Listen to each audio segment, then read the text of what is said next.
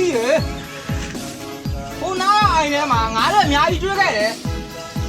ငါသွားဖမ်းမလို့မင်းလိုက်ဦးမလားဟုတ်လား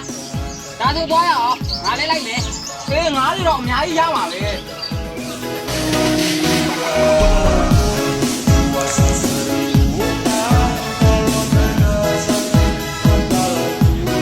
ကဲရောက်ပြီငါတော့တော်တော်ရှိမဲ့ပုံပဲဖမ်းရအောင်ကွာဒီအိုင်ထဲမှာလားဟုတ်တယ်